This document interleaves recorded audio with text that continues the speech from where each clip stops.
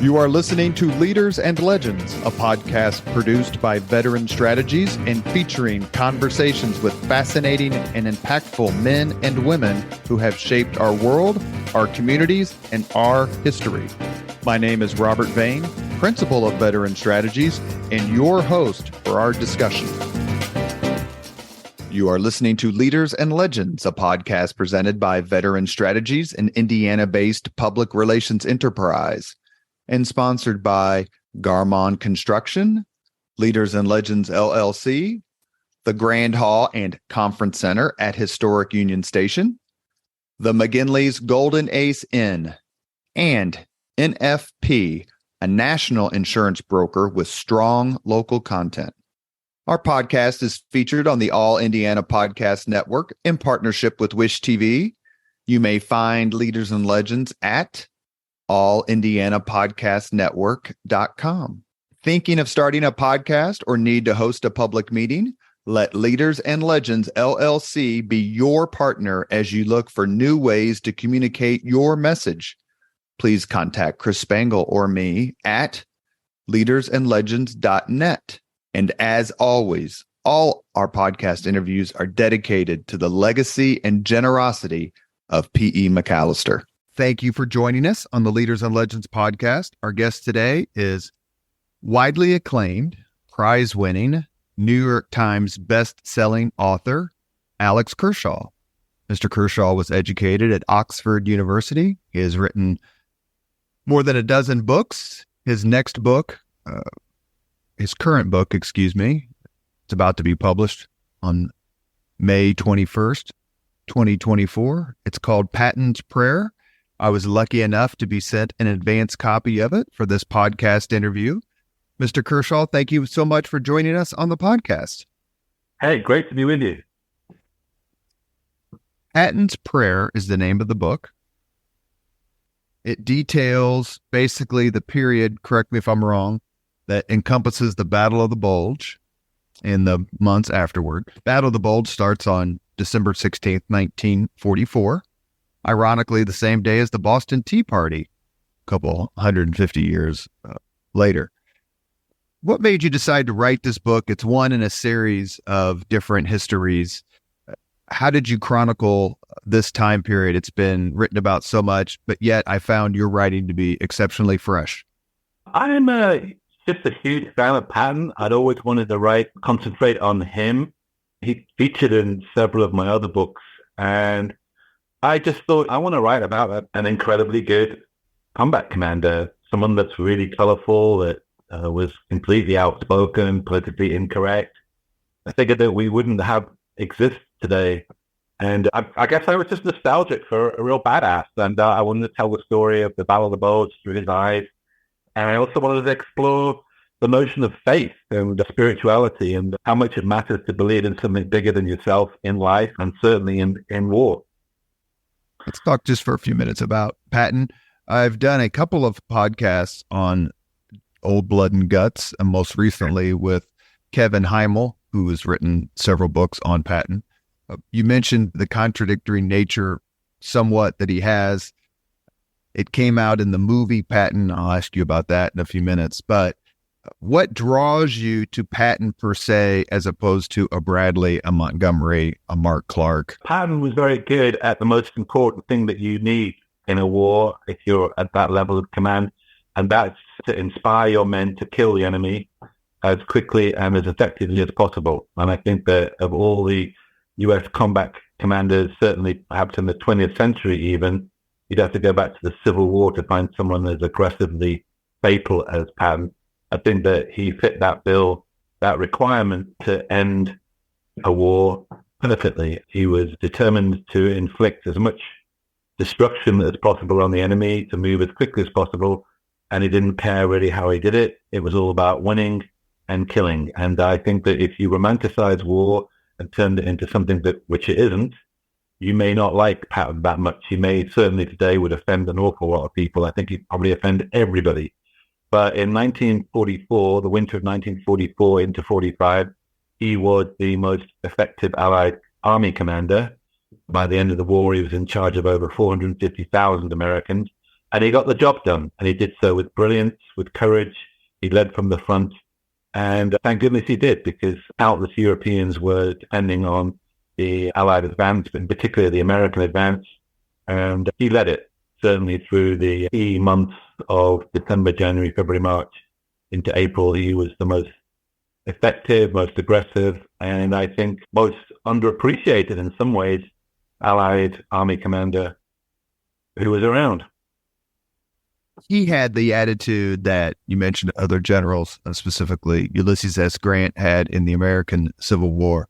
And that is, look, the more we fight, the more the enemy we kill, the quicker you can go home. So work like crazy, sleep deprivation, unbelievable bravery. That's how you end the war, and that's how you get home. Absolutely. And I think if you look at what I tried to do was to show someone at their very best. And I chose the period from the late fall of 1944 until the end of the war to show readers, hopefully, what it takes to lead and to win in a war. And so I think that by focusing on that period with Patton, I'm able to highlight a lot of qualities of Patton, but also of the U.S. Army at its most effective during World War II. Is it fair to say that George Patton, who I believe attended West Point, had certainly a military ancestry, Confederates included, served in World War I, where he received the Distinguished Service Cross, was wounded in battle? Is it fair to say that his life and military experience up to this moment, commanding the Third Army, sweeping through France, Operation Cobra, leading up to the Battle of the Bulge, that his military career and his life in general led him and prepared him for this moment? Absolutely. And I think that's the point of my book, is to take a slice of his life when he was at his finest, when he actually, as Churchill said, before he came to power in May of 1940, he wrote later on that it was as if he was walking with destiny, and it took until the very moment.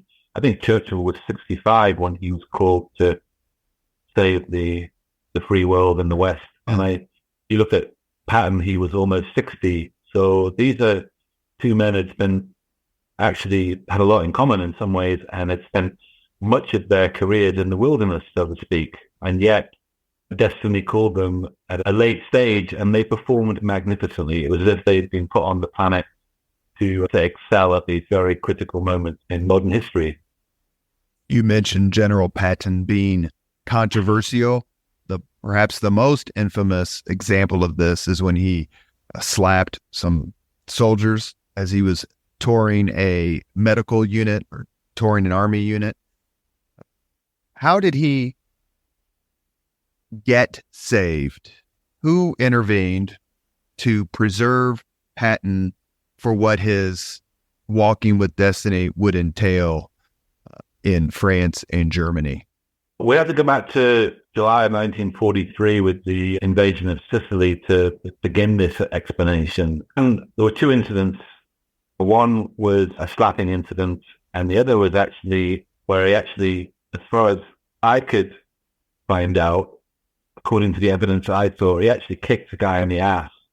So it wasn't just one, you're a yellow, cowardly SOB and a slap. It was actually a slapping incident and then a kicking up the ass incident. Unfortunately, the second incident, where he actually literally kicked the guy in the backside, was witnessed by the head of the guy that ran a hospital in Sicily, and he was outraged.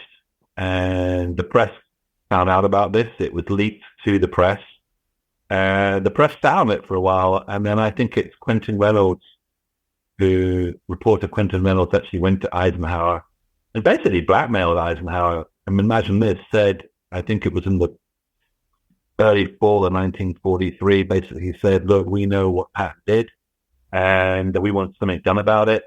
And if you don't do something about it, we're going to make it public knowledge. And Bradley had heard about it. Bradley put the documentation in his drawer, closed the drawer, wanted to forget about it. Eisenhower didn't want to deal with it either. you have to remember that Patton was someone that they respected, that they admired, that they knew above all was going to be useful. There was a huge utility. He had a utilitarian value, Patton. So you don't want to just get rid of him because he kicked a guy in the ass. To me, that's a pretty minor offense, to be honest.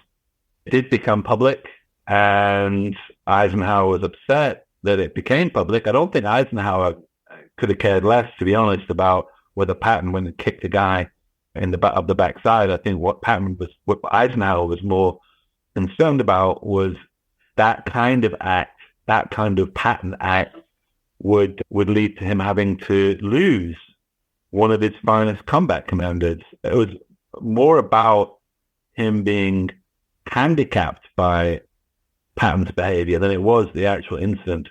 Anyway, it became public knowledge. Eisenhower had to do something, and Patton was left behind as the kind of emperor of Sicily, and then slowly brought back into the frame, and finally after D-Day was given the position as head of the Third Army, and the Third Army began to really roll in early August of 1944, and as they say, the rest is history. But I think now, if you look at it in terms of kicking someone up the ass compared to massive incompetence and losing thousands and thousands of lives, it's a pretty minor offense. But you had to be careful. The public back home and the American public were utterly naive about the reality of war in World War II. I would say that they have largely been utterly naive about war since the Civil War, because the war hasn't actually occurred on American soil, and so there was a tendency to overreact. I actually saw some letters to George Marshall, who was the ultimate authority here. He's the guy that made all the big decisions. Army Chief of Staff, right? Mm-hmm. Yeah. And I saw some letters to him in the Marshall Library down in Virginia recently, and one was on a piece of a headed notepaper from a motel somewhere with an outraged citizen writing to Marshall to complain about Patton's behavior and how he should be disciplined and thrown out of the U.S. Army, etc. And I think that Marshall, who corresponded with Patton, was close to Patton. I think called him Georgie, didn't he? Yeah.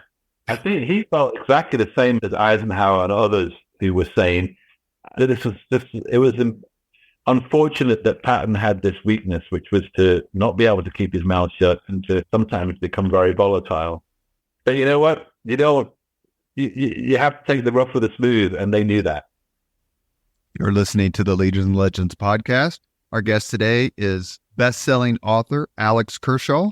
We're discussing his latest book. It's called Patton's Prayer. Kirkus Review calls it an engaging story in which Mr. Kershaw blends Patton's virtues and flaws into a well-drawn portrait. Mr. Kershaw, let's please set the stage for the Battle of the Bulge.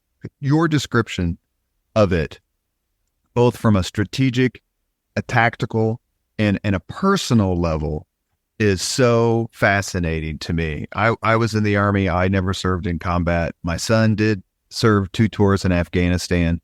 It's one of those experiences where you're not sure what to ask of people and you're not sure how to broach it.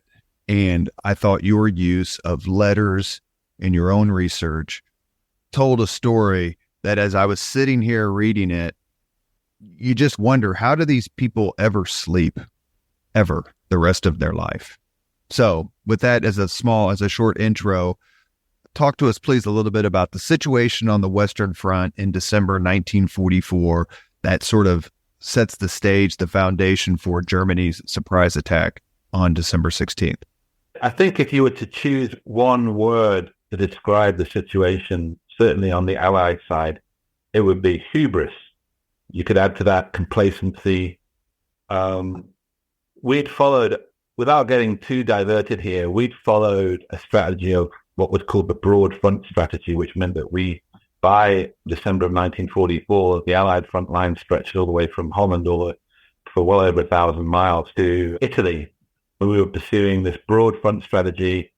A single thrust to try and cross the Rhine had failed in September of 1944. That was Operation Market Garden under Montgomery, who lost a lot of credibility because of that operation. So we found ourselves not into Germany, not across the Rhine, stalled in winter warfare, bogged down, not enough men, badly overextended. And the one area where we were least equipped was the Ardennes. This was an area that the Allied Supreme Command, Eisenhower, Bradley, etc., believed that the Germans would never attack through. We actually believed that the Germans were incapable of launching a large-scale attack on the Western Front, and that we were going to basically sit along the Allied front line, see out the winter of 1944-45, and when the mud dried, we'd basically mop up what was left of the Third Reich on the Western Front. Hitler had ironically launched his most successful blitzkrieg through the Ardennes in 1940, in the spring of 1940. And he pretty much chose almost the exact same route to attack again in December of 1944. What he gambled on, and it was his last great gamble, he gambled that if he could, within 48 hours, reach the River Meuse and then press on to Antwerp and seize a channel port, he could split the Americans from the Canadians and the British in the north, and cause a large, or rather a really serious crisis. Then he thought that maybe he could negotiate a settlement on the Western Front. He could negotiate with the Allies, end the war on the Western Front, at least perhaps without invasion of Germany from the West.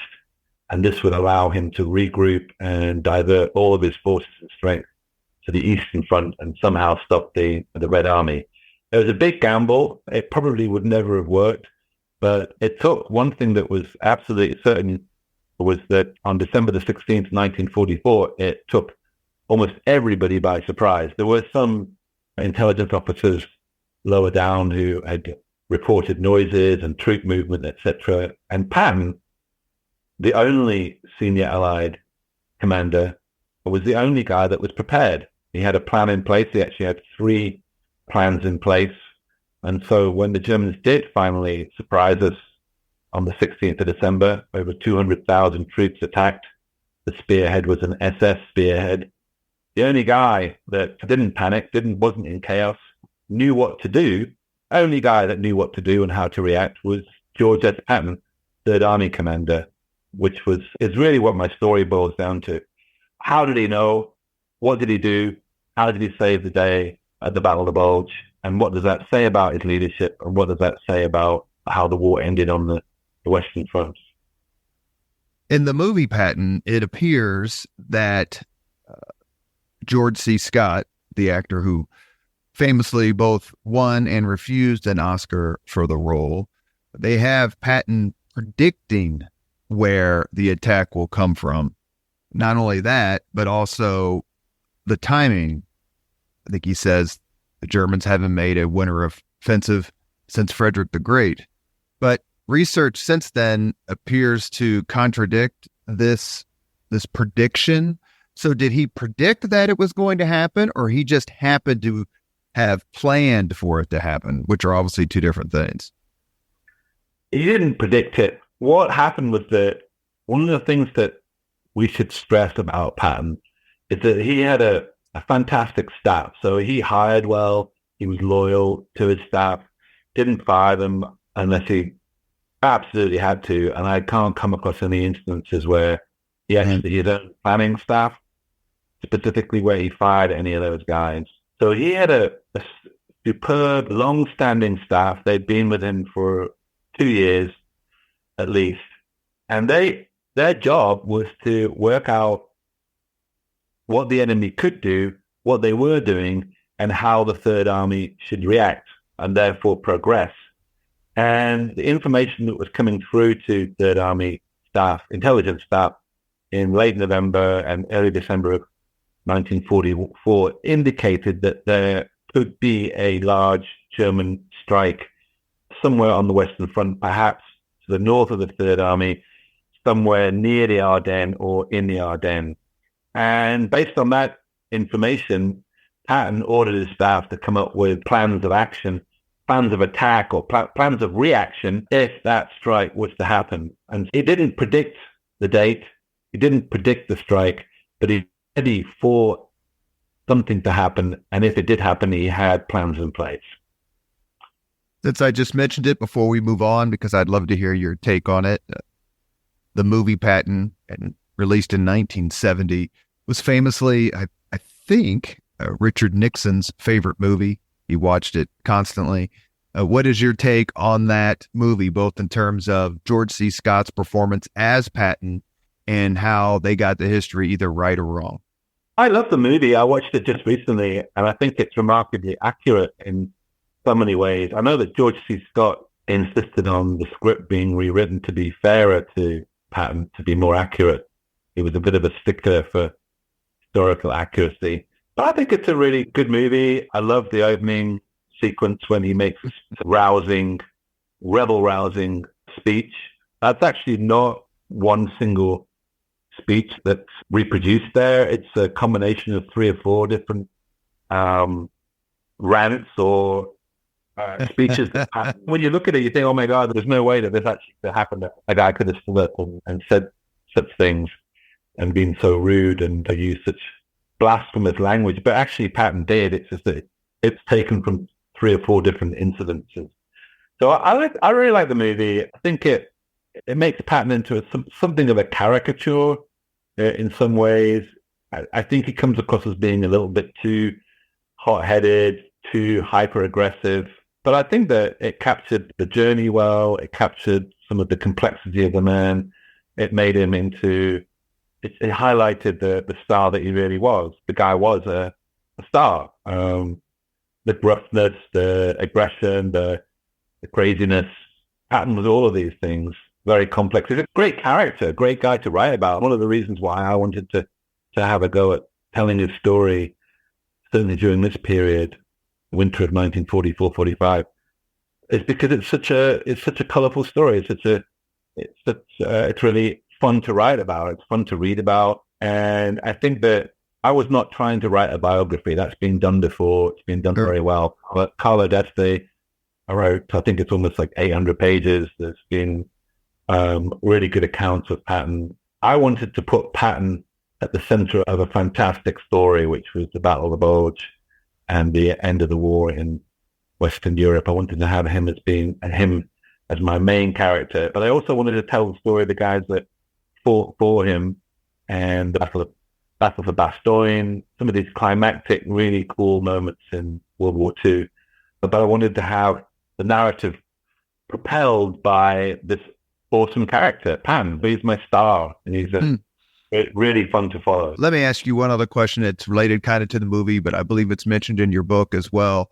One of the most compelling aspects of the movie, and in any reading of the Western Front in late 44, 45, is the tremendous respect, and let's say perhaps a bit of awe, that the German commanders, the German staff had for Patton. Could you talk a little bit about that, please? I think that's been exaggerated, to be honest. I think that people always said or claimed that Patton was the only U.S. general that the Germans really respected and were afraid of. I don't think that's true. There were plenty of others. But Patton, after the Battle of the Bulge, certainly his reputation had been very much enhanced. In fact, he was the only Allied general that came out of that battle with his reputation enhanced.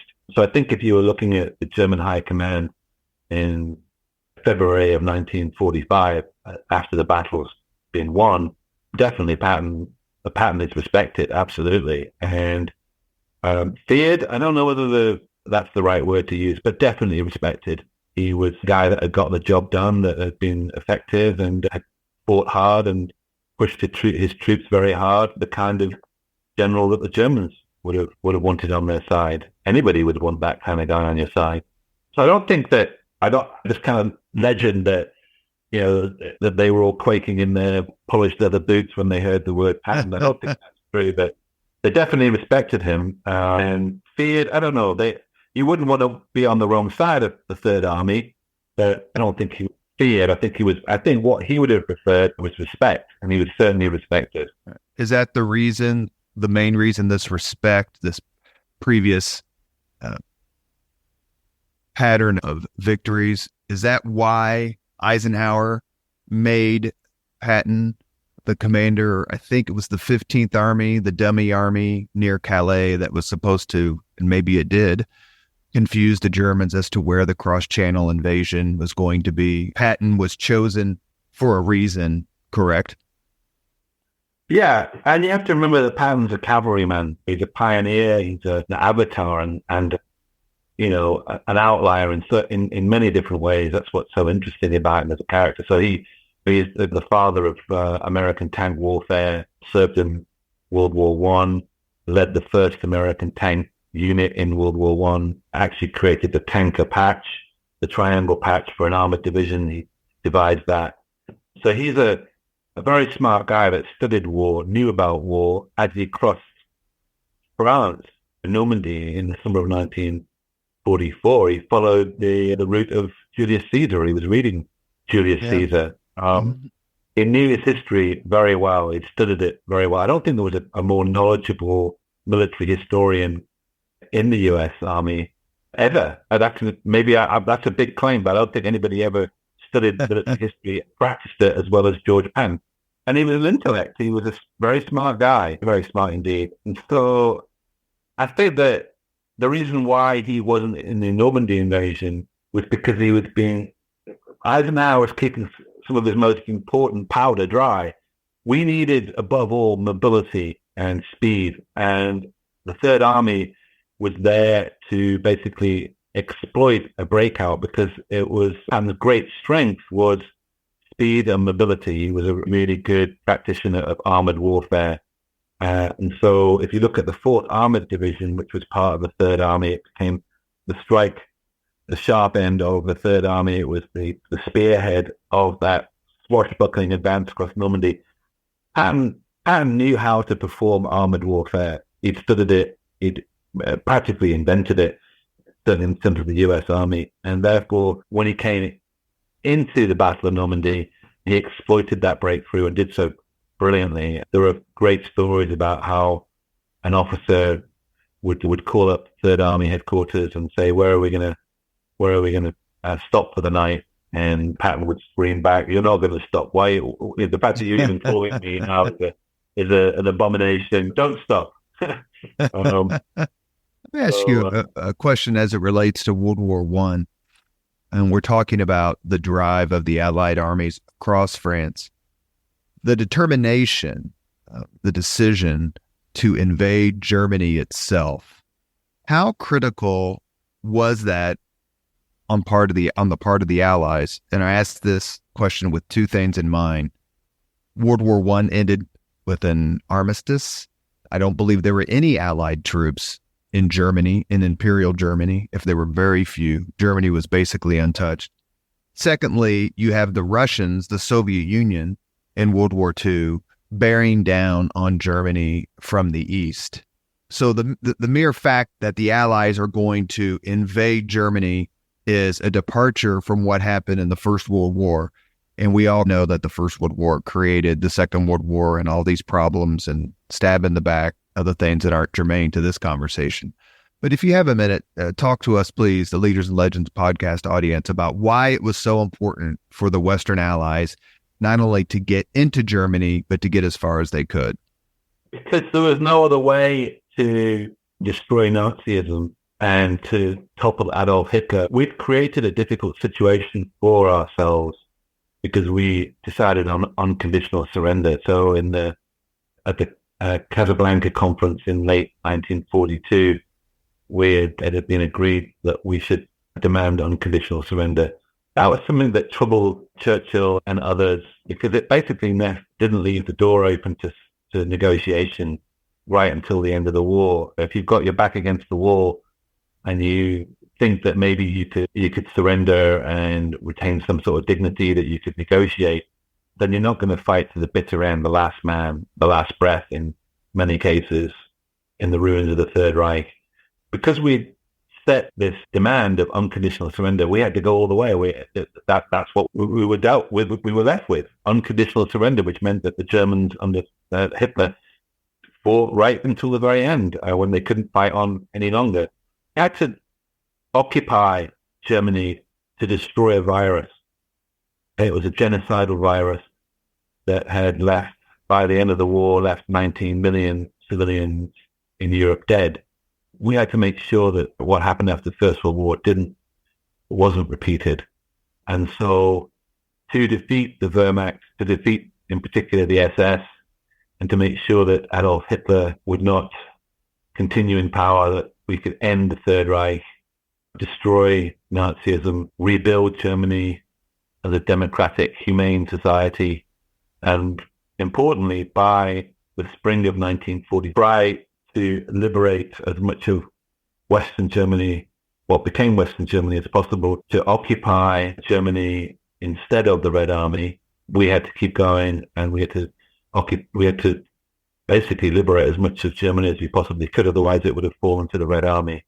The Cold War was pretty hot by even 1945, and hence why Patton was so outspoken about the Red Army and communism at the end of the war. He thought basically we should just carry on fighting, that the real enemy at the end of 1944, early 1945, that the big enemy looming ahead, was going to be Stalinism and the Red Army. And while we were in Europe with enough manpower, we should just finish them off, which was crazy. It was something that everybody else was like, please just shut up. That's not a good idea. All we want to do is finish this thing and go home. We don't want to be entering some kind of enormous bloodbath against the Red Army. But ironically, one of the great ironies of Patton's life is that so often he said things that were politically completely incorrect, but actually turned out to be true. Although we didn't want to have World War II become World War III immediately, he wasn't wrong about so many aspects of communism and what turned out to be not a liberation by communism, but a terrible occupation and terrible domination. If you go to Europe and ask Poles or Czechs or Hungarians, any of those populations that were apparently liberated by our ally at the end of the World War II, they didn't feel like they were liberated at all. They were conquered and subjugated, and would agree with Patton that the big enemy for them, at least at the end of the World War II, was communism. You are listening to Leaders and Legends, a podcast presented by Veteran Strategies, an Indiana-based public relations enterprise, and sponsored by Garmon Construction, Leaders and Legends LLC, the Grand Hall and Conference Center at Historic Union Station, the McGinley's Golden Ace Inn, and NFP, a national insurance broker with strong local content. Our guest today is best-selling author Alex Kershaw. We're discussing his latest effort. It's called Patton's Prayer, a true story of courage, faith, and victory in World War II. Mr. Kershaw, the grassroots level, I'll use a political term, the grassroots narrative that you weave throughout your book is superb. Do you have a favorite story of courage and or faith that you included in the book?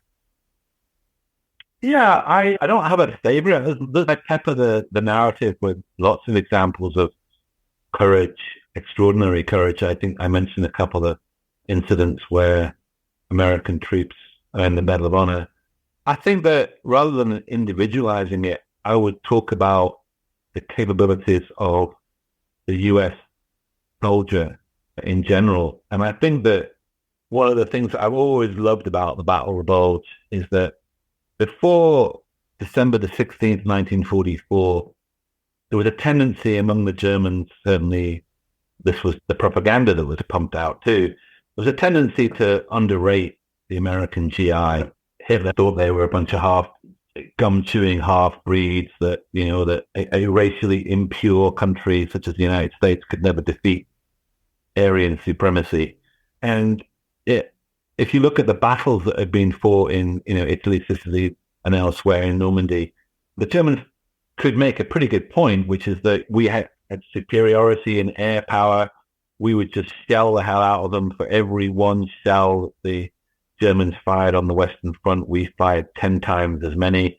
Rose of the Riveter pumping out planes and ships and tanks at an incredible rate, a miraculous rate that that combined with superiority in the air, that was what really determined the outcome of the war. And that when it came to close-up fighting, man-to-man, hand-to-hand, when the odds were even on both sides, the GI was pathetic. Was not an S warrior. Was not a guy that was going to fight literally to the last breath, stuck in the middle of nowhere in Belgium. But the Battle of Bulge proved that was absolutely wrong. And I think that what I've always loved about the outcome of that battle, the deadliest in US history, is that after that victory, when for a large part of that battle we didn't enjoy air superiority, we couldn't even get bombers and fighters into action. Well, it was a battle against the Germans and the weather, and when we were really pushed to our extreme, when we were really up against it, not only did we prevail, but we actually won, and we did so with great grit and great courage and determination. And that destroyed the image of the half-breed American GI whose heart really wasn't in it. And there was a psychological collapse among the Wehrmacht. Average German soldier in the spring of 1945 knew that he wasn't up against some guy that was just going to turn tail and run the moment you fired an MG-42 machine gun at them. Quite the opposite, that these guys were tough. They were just as good, if not better in some cases, than the German army. They're badasses. Yeah, you mentioned it a few minutes ago. Hitler never thought that Boy Scouts could defeat the Hitler Youth. No, and it was... There were kids being drafted out of high school that you spent Christmas Day with their families in Ohio, Arkansas, you name it, and then 2 months later in a foxhole on the Western Front, and they'd never been shot at in anger before, and they had to prove their stuff, and they did. It was we should look back on that period.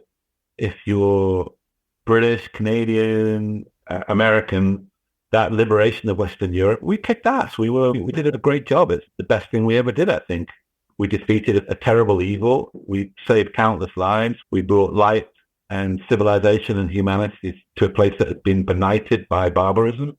And we did so with class, style, aggression, humanity, and great skill, and I believe organization and teamwork. And I think that it's a period in our history that we should be really proud of. It was a time when we were united, when we sacrificed enormously. Look at the result. It's like almost 80 years now since D-Day. That's coming up on the 6th of June. And miraculously, when you look at human history, modern human history, the only time that Europeans have been killing themselves with great relish, that actually this is the longest time, 80 years almost. They haven't been doing it. We haven't had that beautiful continent scarred by war. That's a fantastic legacy. It's unbelievable when you look at, if you really go back and study human history, this is a very long period in time, certainly in Europe, for there to be no major war, for the French and the Germans and others not to be trying to kill each other. And one thing I'll add to that, without going on too long, is that there's a kind of naive view of human progress and civilization that pertains when people don't study their history properly and don't revere figures like Patton properly, which is that we are not a peaceable people. Human beings are incredibly destructive, and for most of their history, they've been at war. So the warrior is actually, I believe, just as important, if not more important, than the peacemaker when you look at human history. For the most part, we loved war. We are very good at genocide. We like killing people. We like killing each other. We're very good at it. And so a figure like Patton, you need Pattons. You're always going to need a Patton. You're always going to need warriors. You're always going to need young men and now women who are going to defend democracy and fight for something bigger than themselves and preserve what we all take for granted. And I think that if any one individual from recent history epitomizes that, the aggression, the skill, the intellect, and the sheer guts needed to lead a nation when freedom's at stake, it's George Patton. I love the guy. I think he's wonderful, and with the PC woke brigade hate him. I think that's a good sign. I think that he should be revered because when the chips are down, you need people like this. We need people like this. Would have been great if we'd had a few more Pattons during Korea, Vietnam, and and recent wars, but they wouldn't have been allowed to rise to the top, and they wouldn't have been celebrated because they were not political enough. But I can't imagine Patton agreeing to something like the Vietnam War or looking at the plans for the invasion of Iraq without saying, "You guys are crazy. This is nuts. You're going to invade a country and you haven't got a plan for what happens when you cross the border." That would never have happened under George Patton. He'd have caused an enormous stink because much as he wanted to be super aggressive whenever possible, that he wanted to keep the enemy constantly on their heels, he wasn't stupid, and he knew that at the end of the day, it was about war, is about ending war, about winning, and doing so with minimum casualties. That's a particularly American doctrine.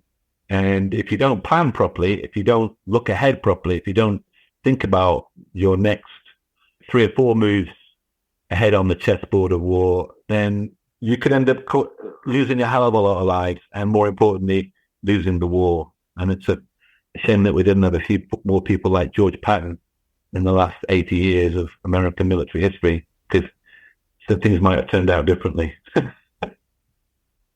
Completely agree. Exactly. The attack of the Germans by the Germans on December 16th, 1944, created what is known to history as the Battle of the Bulge. Why is it called the Battle of the Bulge? Because at the furthest extent of the German salient penetration into Allied lines, which was about, I think it was almost 70 miles. If you looked at a map, it looked like a giant bulge in the Allied lines. It wasn't about Weight Watchers or it was about basically you looked at a map, there's a big bulge in our Allied lines.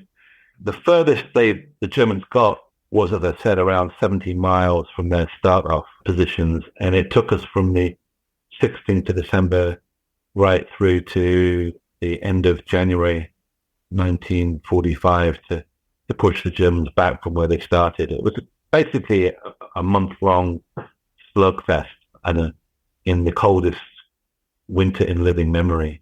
So that's why it's called the Battle of the Bulge. I was going to ask you about the conditions. You do such a superb job in the book of explaining them, of detailing, describing them. What were the conditions like for the Americans and the Germans as they were fighting this battle?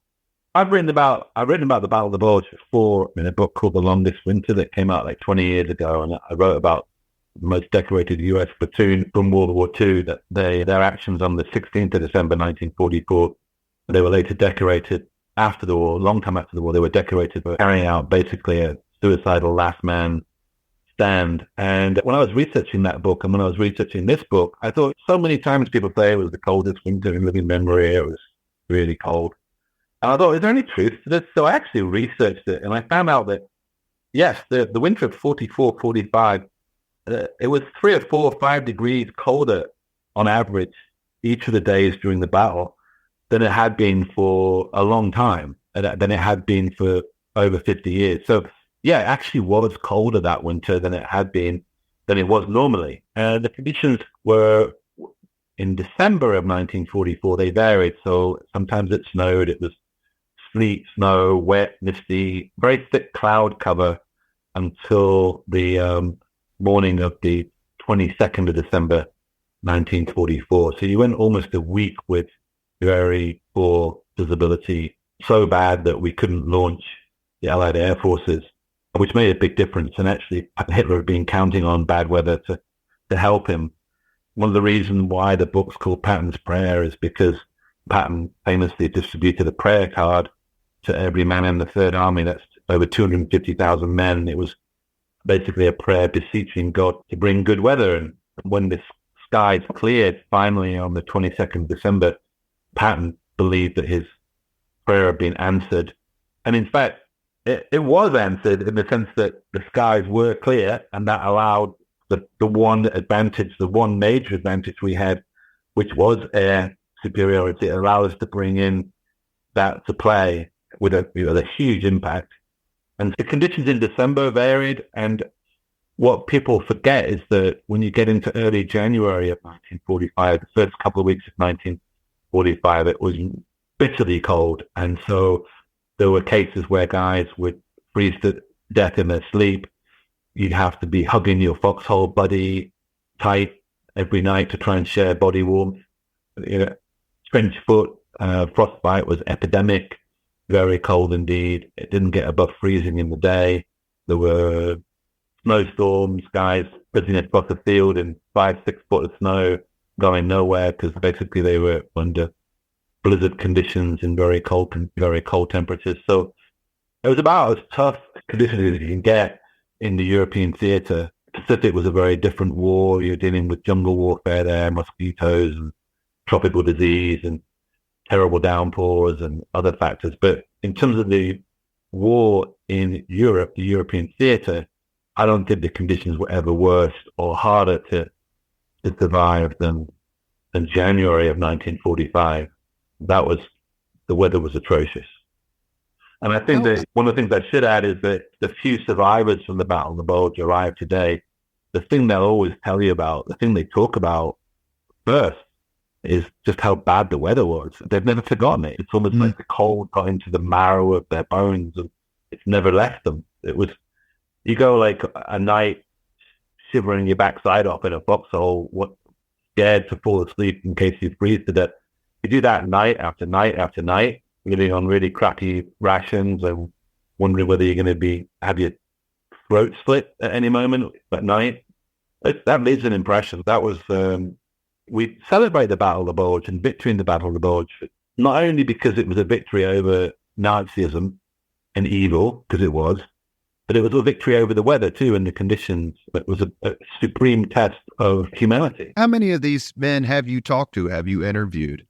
From the Battle of the Bulge, I think I maybe over the years have interviewed more than 3 dozen guys, and not many are left today. But because the Battle of the Bulge was I think it was the biggest battle for the US of World War II, the deadliest and the biggest battle, i.e. in terms of numbers involved, you're more likely to find veterans from the Battle of the Bulge alive today than you are from any other battle in World War II. I think there was almost 800,000 Americans involved in some capacity in that battle. 18,000 killed, I believe.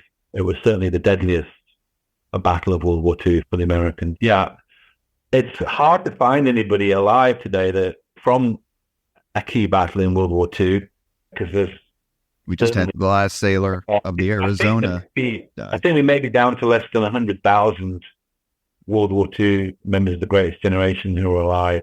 There were 16 million that served in uniform in World War II, and there's less than 100,000 left alive. 2 days ago, and not yesterday, the day before, we lost the last of the USS Arizona survivors. I think it was 335 guys that survived that attack by the Japanese at Pearl Harbor, who were on the USS Arizona when it was attacked, and we lost the very last guy, Lou Conter, a couple of days ago. So if you're a World War II historian like me, if you write about World War II, then these last few years and the next 4 or 5 are basically about saying goodbye to the very last of the last.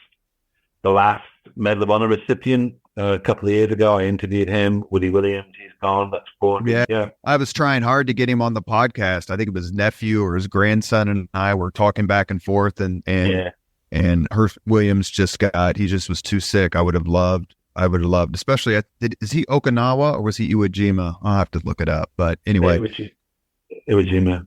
We are recording this podcast on April 3rd, and April 1st, 1945 is the invasion of Okinawa, and my uncle drove a landing craft to and from Okinawa on that day. And to your point, I never asked him about it when I was a kid, but after I served in the military and got older, I asked him about it. I said, you watch these movies and you read the books about it. And I said, have you come across anything that gets it right, that makes you shake your head and go, okay, this author or this person knows what he or she is talking about? And his answer to me was very interesting. As someone who's graduate degrees in medieval history, I get this question a lot.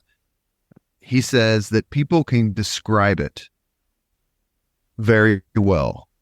He said, but the one thing that nobody will ever understand unless they are involved is the smell. Yeah. And he said the smell off those islands, those tropical islands in 90, 100 degree heat. He goes, our ship would be 5 miles or 6 miles away and you could smell it as you were going to bed. So Uncle George Murray, thank you so much for your service. And is that something the survivors you talked to at the Battle of the Bulge, was there one particular like memory or incident that they all described?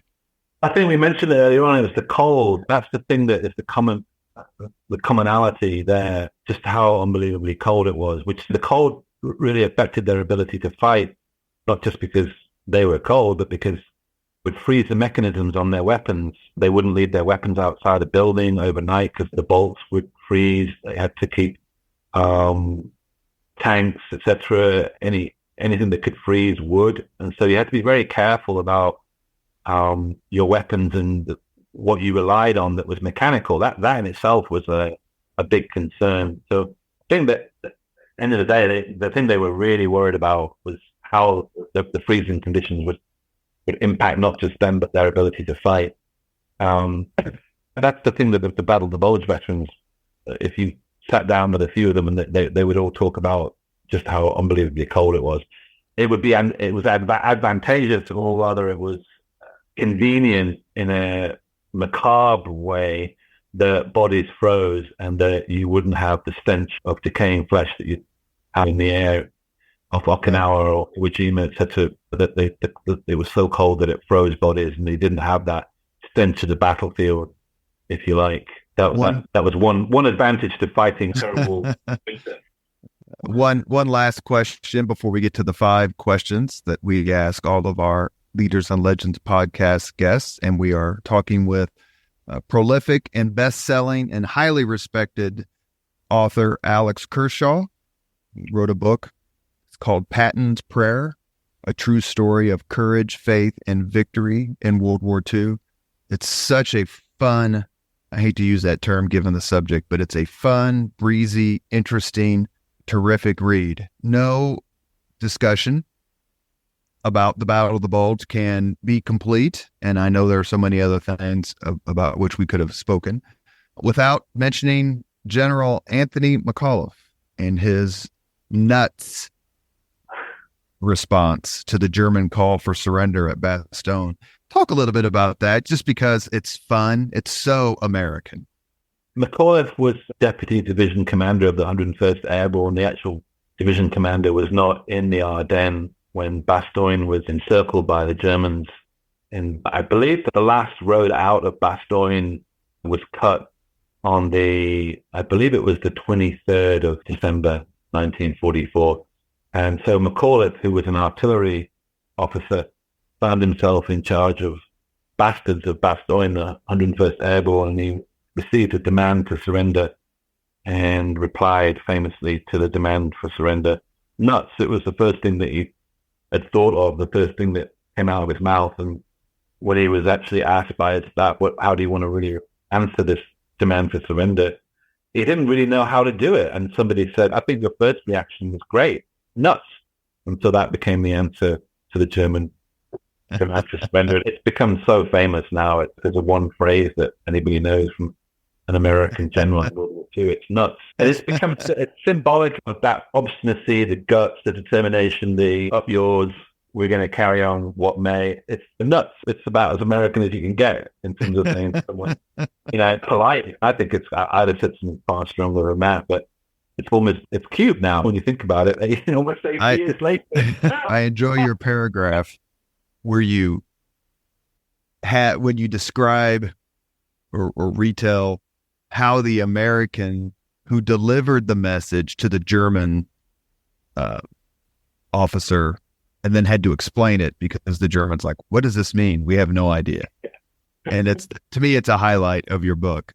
We've come to the point in the Leaders and Legends podcast where we ask the same 5 questions of all of our guests. Mr. Kershaw, are you ready? Yeah. You can even answer nuts to one of these if you like. How about Bollocks? Yeah, that's across the pond equivalent. Exactly. That would have been my limey answer. Bollocks. Number 1, what was your first job? My Oh my God, these are like really complicated questions because my first, my first real job or the first way I earned money. See, I'm being really frustrating. I know. I think You decide. I was a babysitter and then I used to mow lawns. I It's a hated very mowing lawns. I hated mowing lawns because one of my neighbors, they had a dog and they never used to pick up after their dog. So mowing the lawn was like crossing a minefield. It was awful. Number two. What was your first concert? My first concert. Oh my God. I remember being really messed up when I watched Radiohead for the first time when they performed live in London back in the early 90s. And they played that amazing song, Creep. And I didn't even realize what I was watching at the time. But yeah, I think that was my first proper concert. Number three. If you could suggest any book for someone to read, which book would you recommend?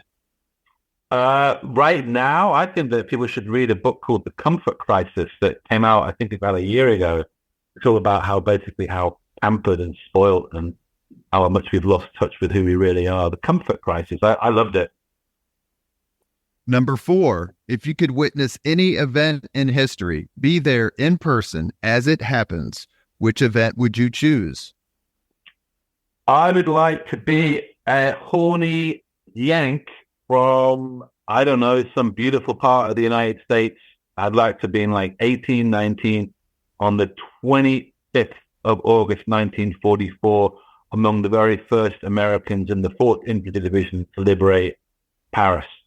I think it would have been amazing. I definitely, hopefully, if I hadn't done something awful, I probably would have ended up getting laid because it was almost impossible not to get laid if you were a working class American liberator of Paris on the 25th of August, 1944. I'm going to get banned from podcasts and stuff. No, this is the sort of thing. Who wouldn't want to be there? Which of your listeners wouldn't want to be a young American on the 25th of August marching down the Champs-Élysées? And it's something you think about when you go to Paris and you walk down the Champs-Élysées and you just, sometimes you think of the German troops when Hitler's visit, very brief visit, but also I think of the American men who, you know, as you said earlier, Nebraska, Utah, Wyoming, South Dakota, Florida, and here they are, 18 years old.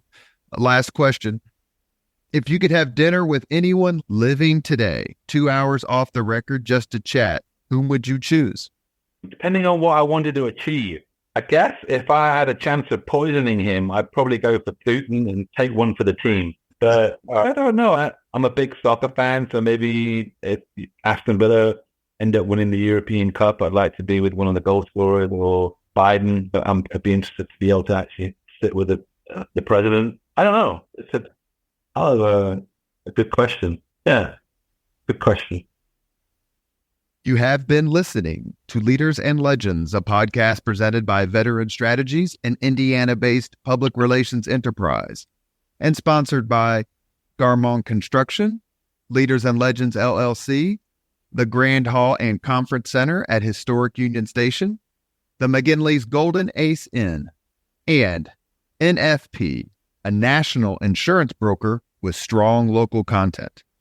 As always, all our podcast interviews are dedicated to the legacy and generosity of P.E. McAllister, an American who landed in November 1942 as part of deployment to North Africa. Our guest today has been Alex Kershaw. He is the author of Patton's Prayer, a true story of courage, faith, and victory in World War II. It has received terrific reviews. My own review of it is, if you want to read about this pivotal time period, this pivotal event, this is the book to read. It's absolutely marvelous. Mr. Kershaw, I'm going to say goodbye and say thank you. But before I do, please talk a little bit, and I meant to ask you about this at the beginning of the podcast, about your own podcast and how you get the word out about all these heroes of World War II. I do a lot of activity on Twitter because I think it's one social media platform that feels a bit newsy. So I find that it's really fun, for example, when D-Day approaches, that I live tweet. So I do it often, sometimes by the minute on June the 6th of what was actually happening. And I think it's a really good platform for doing that. But I'm like everybody else. I want to make sure that people who love World War II history, that are really fascinated by it, that are into history full stop, that we can keep people reading history and loving it and appreciating it. And I do whatever I can to get people to just think, oh, something happened 80 years ago that means that's why I could vote. Or something happened 80 years ago, which just means that there are some Jews left alive in Europe. And I think that we too easily forget history. We don't know enough history, and we forget who we really are. Because as Churchill said, if you don't know your past, you don't know your future, you're lost, basically. So I'm a big evangelist for studying history and appreciating just how unbelievably lucky we are to be alive at this particular stage of human history, and how many people have given us so much and sacrificed so much so that we could take so much for granted. It's unbelievable. You said it very well. Mr. Kershaw's X handle is at Kershaw_Alex. That is at Kershaw_Alex. If you're interested in history, especially World War II history, please give him a follow. Some of the facts and pictures that you come up with, that you post, not only are they fascinating, but they're heartwarming, especially a lot of the pictures you post with veterans. Thank you so much, Mr. Kershaw, for coming on the Leaders and Legends podcast. Hey, thank you very much. Wonderful time. Thank you very much for listening to Leaders and Legends, brought to you by Veteran Strategies Incorporated. If you want to contact us about this program or our menu of public relations services, please send us an email at robert@veteranstrategies.com. That's robert@veteranstrategies.com.